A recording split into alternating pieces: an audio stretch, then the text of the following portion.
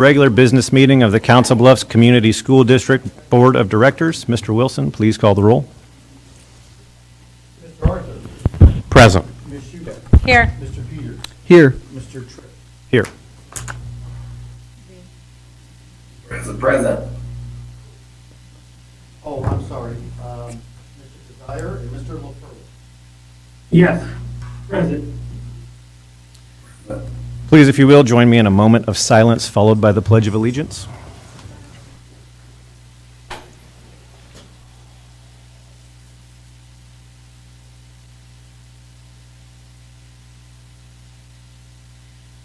I pledge allegiance To the flag of the United States of America and to the republic for which it stands, one nation, under God, indivisible, with liberty and justice for all. Thank you. Now we have next approval of our agenda. Is there a motion? I move for the approval of our agenda. Thank you. A second? Second. Thank you, Jill. We have a motion and a second. Is there any discussion? Seeing as there's none, all those in favor signify by saying aye. Aye. Those opposed? Agenda is approved. Next, we have approval of the work session and workshop meeting notes from February 14th of 2023. Is there a motion? I can move to approve the minutes from the work session and the workshop meeting of February 14th, 2023 as presented. Second. Motion and second. Any discussion? Seeing none, all those in favor signify by saying aye. Those opposed? All right. The minutes have been approved. Next, we have public participation. This is an opportunity for members of the public to address the board regarding agenda items or matters of concern. We do have one public participant that called in. We have Amanda Fasano. If you would like to come approach the podium, please note that you do have 5 minutes since you called in, and we'll have the timer up here on the screen for you. I just came mainly to talk about the Crescent Community School and the closure, and I have questions that I've been told that you will not answer. So I want to know how you plan to base your final decision. Is it off historical data or our current enrollment and what is projected? The fact that the meeting is scheduled before kindergarten enrollment is even finalized is kind of shady and questionable in my opinion. We just have a whole new housing development that went in, still building houses, so the fact that we're jumping to close a school with multiple new people coming in seems weird. I've been asked, or I asked about an open dialogue meeting where we can ask questions and actually get answers. So I would like to request that now, since basically I feel like I'm talking to statues at this point because there is no answers. If you look at anybody in the community, and we have a row of people in the back there right now, last minute came in to voice our concerns. Who have you talked to ask how this is going to impact the Crescent community? Like, how do you know you're making the best decision?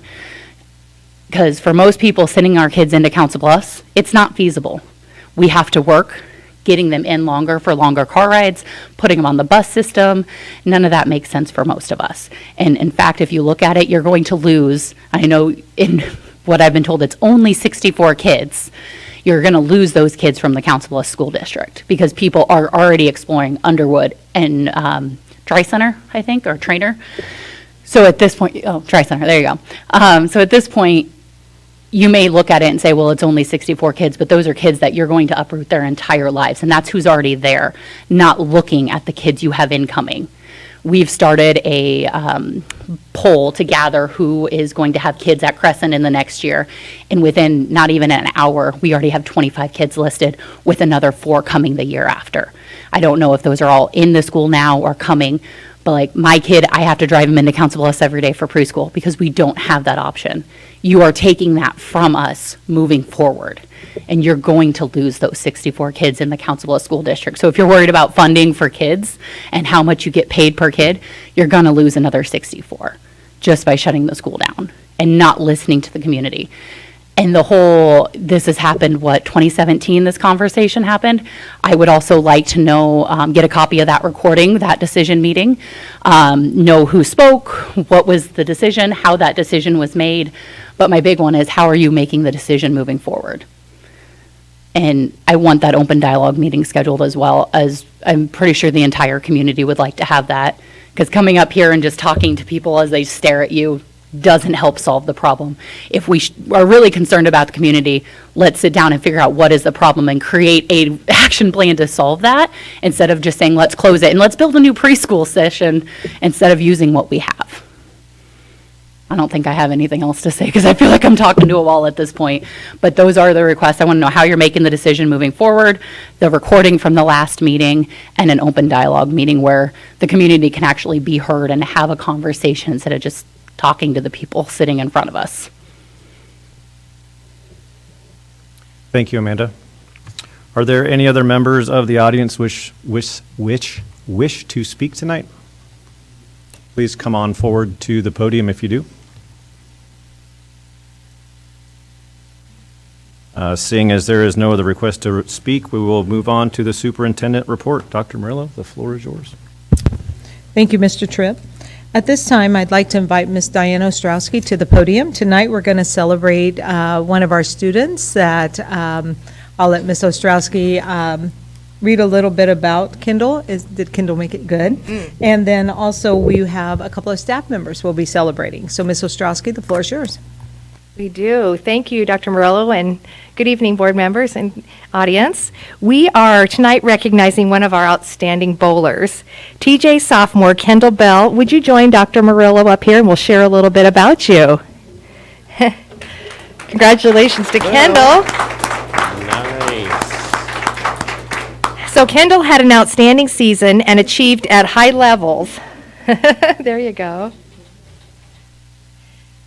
All right, I'm going to share why it is that you are receiving this award, Kendall.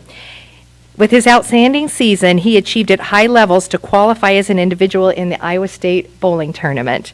There, he placed 9th in the state, which is quite an achievement. There's a lot of bowlers there, right? And he had a total score at the tournament of a 692. Congratulations to you, Kendall, as well as your parents and Coach Matt Young. Coach, would you join us for the photo, please?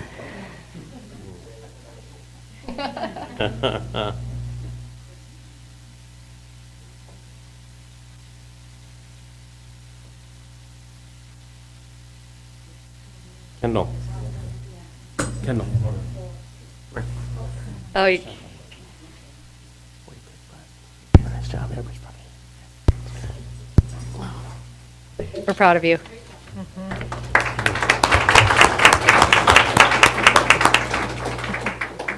Our student recognition program, as well as our employee recognition, are sponsored by our Council of Schools Foundation. We're grateful for their support because each of our honorees gets a little memento to keep with them and display on their senior table when they graduate. Right, Kendall? His mom's shaking her head. Good. All right, our employees of the month are here tonight also to be recognized, and of course they're representative of the hundreds of colleagues who do amazing things every day. But tonight I'd like to invite Jenny Degner, school counselor at Collegeview Elementary, to join Dr. Murillo up here, please. Jenny?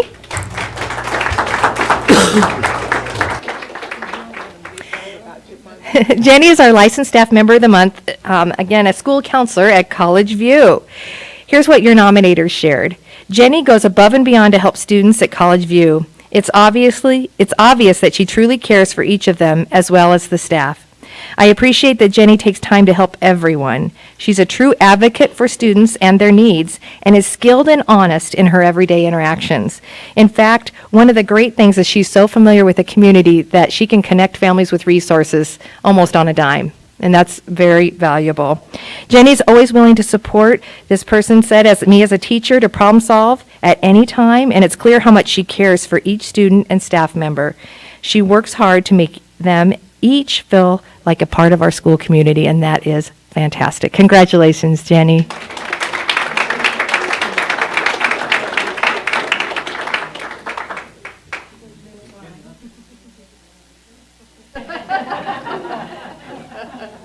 And we do have Mrs. Anderson here to help celebrate, and other members of her family and fan club.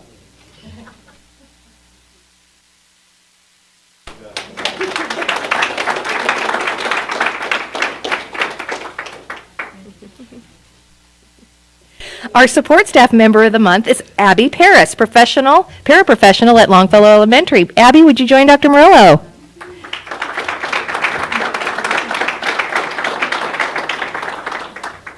I'm going to share a little bit about you, people bragging about you. How's that? Abby Paris has spent the last 9 years serving Longfellow's learners as a special education paraprofessional. Abby exudes a calming presence that helps ground both students and staff. When assisting learners, Abby seems to know exactly what needs to be done upon entering a room. She's skilled at building relationships with students and is able to quickly identify strategies that will best help them. Does your son want to come up with you? Come on up. Yeah. Okay. Oh, wonderful. Well, I'm not done reading about you. So, over the years, Abby has developed relationships with nearly every student in the school. She's an all-around selfless and kind human who makes sure every student gets not only what they need to be successful, but values who they are as learners. Simply put, Abby is the best. All capitalization with 2 exclamation points. She is amazing at her job and continues to show what it means to be Longfellow proud. Congratulations, Abby. We would love to have Mrs. Brittany Hetrick, the principal, join us, and her also her fan, Lynette Peterson, is one of the photographers. And she's got her family here with us tonight, too. It's wonderful.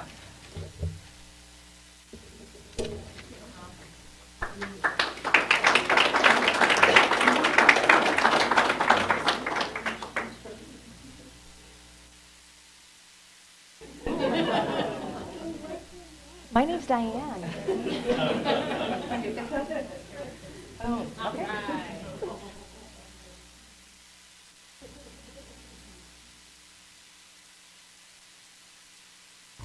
And Mr. Tripp, that concludes our report for this board meeting. Thanks, Dr. Mello. Thank you, Diane. I appreciate that. Congratulations again to all of our talented students and staff. Speaking for all of us on the board, we very much appreciate all the hard work you've put in to achieve these accomplishments, and this is definitely our favorite time for board meetings, is to be able to recognize you. So thank you again.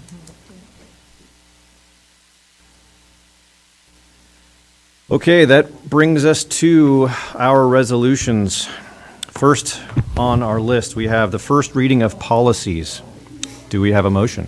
I will move to approve the first reading of policies. This includes policy 402, human relations and interpersonal responsibilities, 409, employee participation in political activities, 411, employee records, 424, Family and Medical Leave Act, 426, paraeducators, 516, exclusions for communicable diseases, 527, student welfare, 611, student fees, 618, use of information resources, 624, student promotion and retention, 702, budget considerations by the board of directors, 703, investments, 704, depository institutions, 706, payment of claims for goods and services, 708, insurance management, 709, internal controls, 711, funds balance reporting, 802, deposition of obsolete equipment, and 904, tobacco-free and nicotine-free environment as presented. Second of all that. Thanks for that mouthful. We have a motion and a second. Is there any discussion? Yeah, I had a question on the employee records piece. I don't see any changes. It says changes required. I'm not sure if they just added non-payroll personnel records. Was there just one addition to that? Which By one was that? asking, is there anybody who knows? Which Yeah, one was that? The The 10-year. employee records, That is the only 411. change. That is the only change, Mr. Arthur. Okay. On the 10 years after leaving the district. I mean, there's never been so many times when there hasn't been much changes to this by the state. So, I mean, there's so many of these that are just procedural changes or title changes. That's correct. I've never seen this. I mean, usually there's some state guideline that's changed, but, okay, just making sure. The one change I did have a question on, equipment's no longer needing to be Yeah, listed that's in the a good one. newspaper. Was that just an update that we don't have to do anymore, or? Is that a state change? It's not a state law.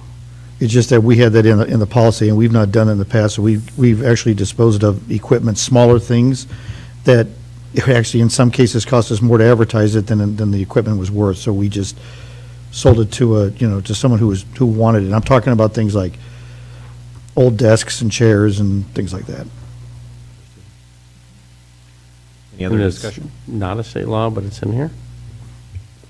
I'm not aware if it's a state law. I didn't believe it was a state law, though.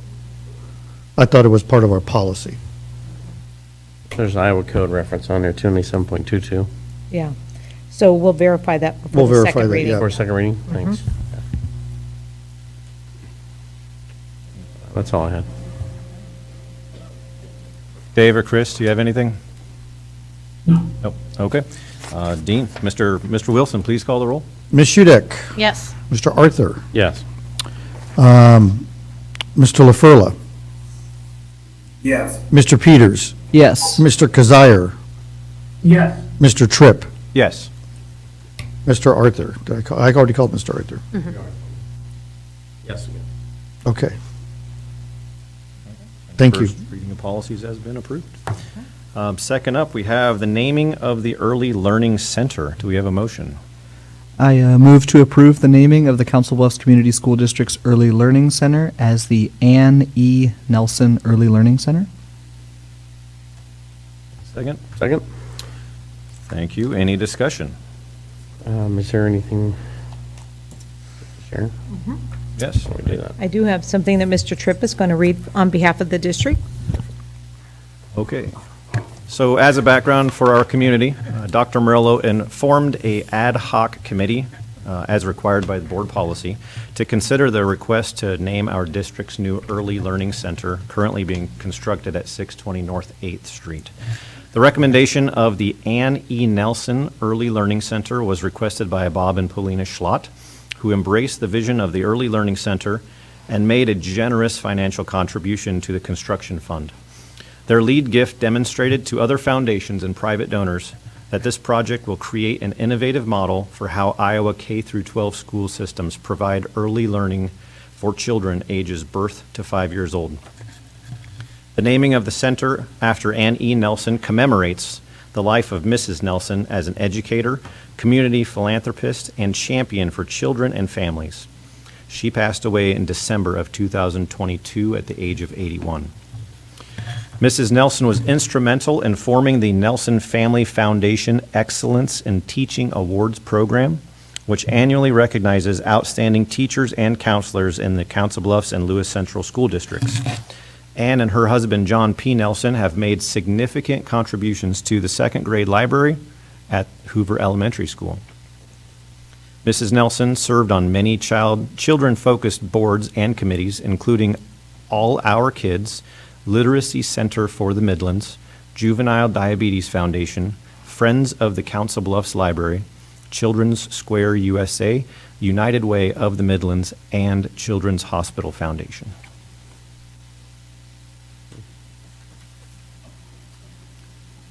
Any other discussion from the board?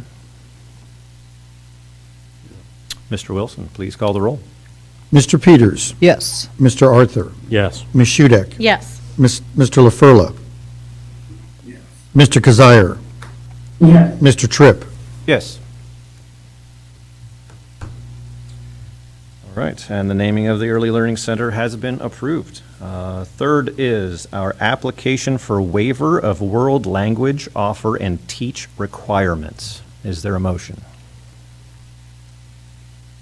Yeah, I can move that the board approve the 2022, 2023, and 2023-2024 application to the Iowa Department of Education for a waiver of third and fourth year world language offer and teach requirements.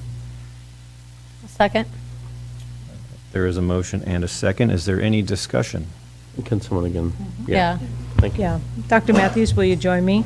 This is something that we do annually, and I'll let Dr. Matthews kind of run through what this looks like and why. You know, you also approve for physical education to have those waivers. But for our community, Dr. Matthews. Thank you. So we are required to offer 4 sequential years of a world language, and we do offer that because most students elect to take concurrent enrollment courses that we can offer in lieu of Spanish 3 and Spanish 4. We are asking that we waive waive having students take that. It's part of our course catalog. They have the opportunity to request that course, but they prefer to take the concurrent enrollment courses that they can receive college credit for instead, so we don't teach it when we don't have course requests for it.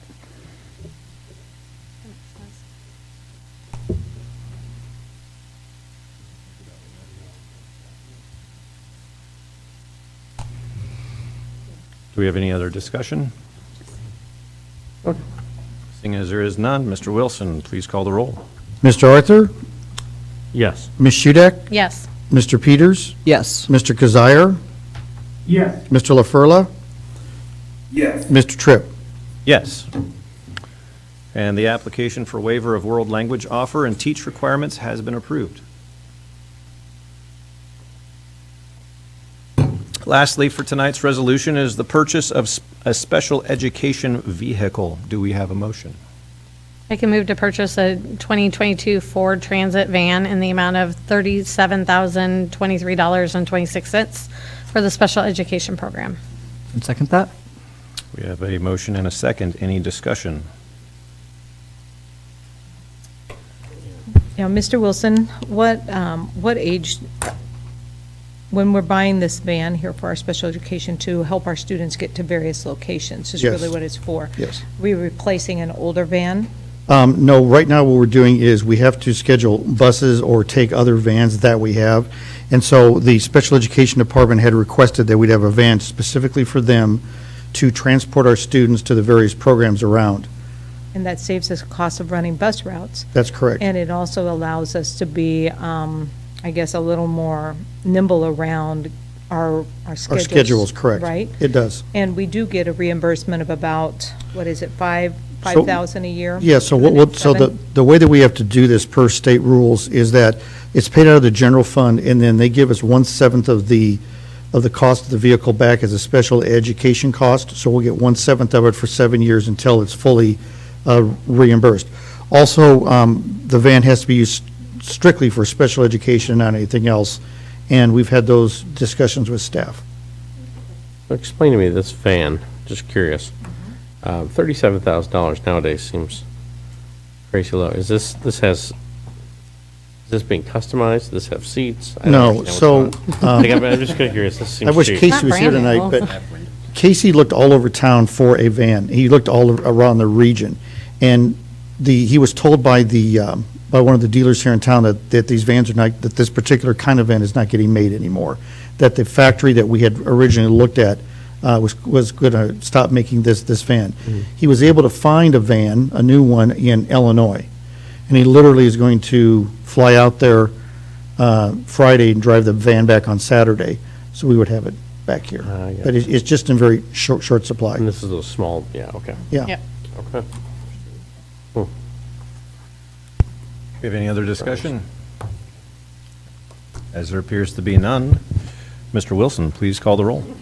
Ms. Hudak. Yes. Mr. Peters. Yes. Mr. Kazire. Yes. Mr. LaFurla. Yes. Mr. Arthur. Yes. Mr. Tripp. Yes. And the purchase of a special education vehicle has been approved.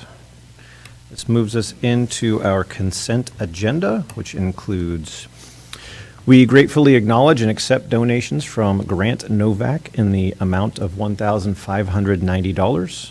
Gratefully acknowledging and accepting donation from Michael Gant in the amount of $1,563.81. Student teachers, practicum students, and field experience observation students. Special education contract, Recover Health, Inc., special education contract with Waterloo Community Schools, special education contracts, Goodwill Industries, Inc., Access, personnel agenda, January 2023 financial report, and disbursements, January 19th through February 22nd of 2023. Is there a motion? I'll move approval of the consent agenda as presented. Second? Any discussion? All right, Mr. Wilson, please call the roll. Mr. Arthur. Yes. Mr. Peters. Yes. Ms. Hudak. Yes. Mr. LaFurla. Yes. Mr. Kazire. Yes. Mr. Tripp. Yes. And our consent agenda has been approved, and that, I just want to take a moment to thank Mr. Novak and Mr. Gant on the donation. They do this annually, and it is a group of individuals that work together, that come together to raise this and donate for the need that we have. We can use it to kind of help and support our schools. So thank them for that. yes, thank you very much. And that concludes our regular business meeting.